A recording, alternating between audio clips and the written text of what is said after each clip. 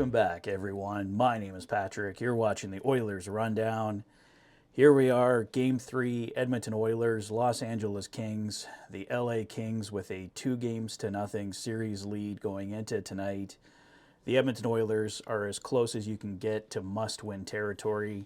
Games 3 and 4 here in Edmonton at Rogers Place with the home crowd behind them have to be the difference in this series if the Oilers have any hope of turning this one around. They fall down 3-0 tonight.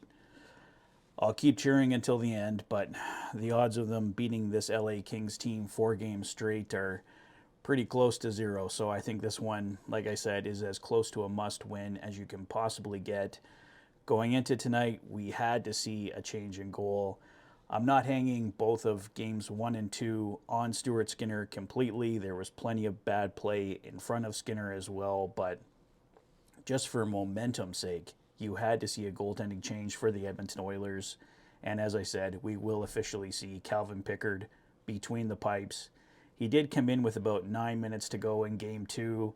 Unfortunately, gave up a goal on his first shot, so you don't like to see that, but he is coming into the game pretty much cold. The LA Kings were just owning the Edmonton Oilers at that point in time. And as I said in my Fanatic rundown, I just did not understand that decision by head coach Chris Knoblauch, putting Calvin Pickard in at that point. Stuart Skinner had been struggling, yes, but it was 5-2. Just let Skinner finish Game 2.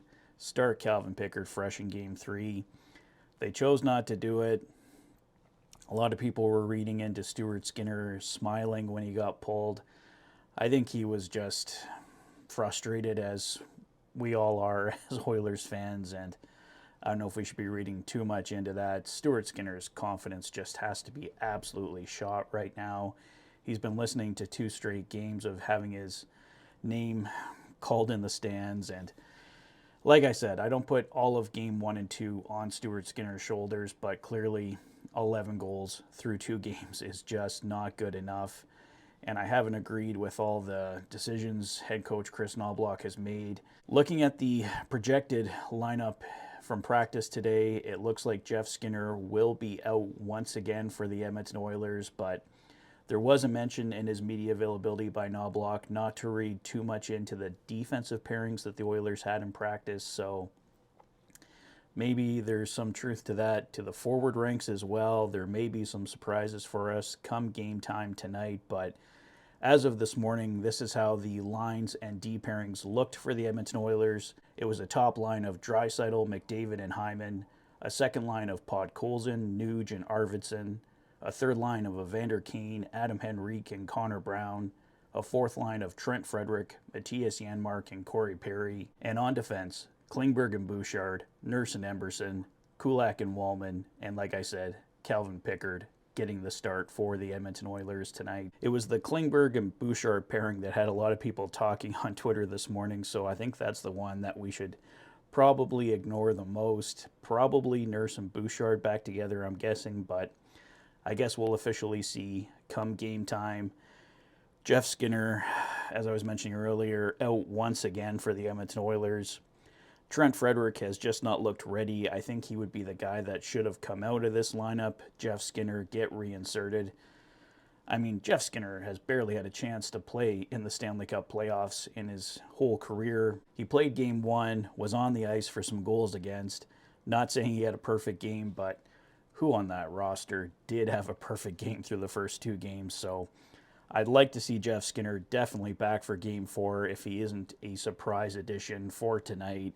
Hopefully Evander Kane can have a bit more of an impact, but he was, of course, coming back after not playing for an entire season, so there wasn't really much you could count on Evander Kane for. We were hoping some physicality, something to get some momentum for the Edmonton Oilers, but really not much provided by Evander Kane in Game 2. The nuclear option still together, Draisaitl, McDavid, and Hyman. We'll see how that goes. My personal preference is to have McDavid and Draisaitl on different lines, so hopefully it's just to get the Oilers off to a strong start, as Michael and I were talking about on Oilers Live on the Heavy Hockey Network last night. The Oilers definitely have to score the first goal. They definitely have to be more disciplined tonight. The LA Kings are just killing them on the power play. The Oilers have to get their own power play going. Special teams will just be absolutely critical for the Edmonton Oilers tonight, and absolutely Calvin Pickard must come in and have a strong game for this team. I was saying on Oilers Live last night, I think you got to keep the Kings to at most 3 goals or less, ideally 2 goals or less. They have 12 goals through the first 2 games.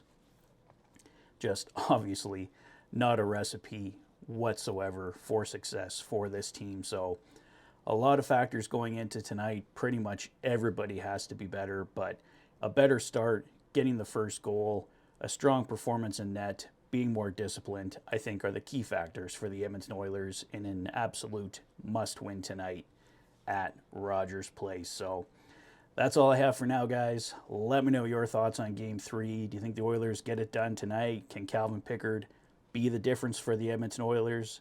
Let me know your thoughts in the comment section below. If this is your first visit to the channel and you like what you see, please consider liking and subscribing for all the latest Oilers content.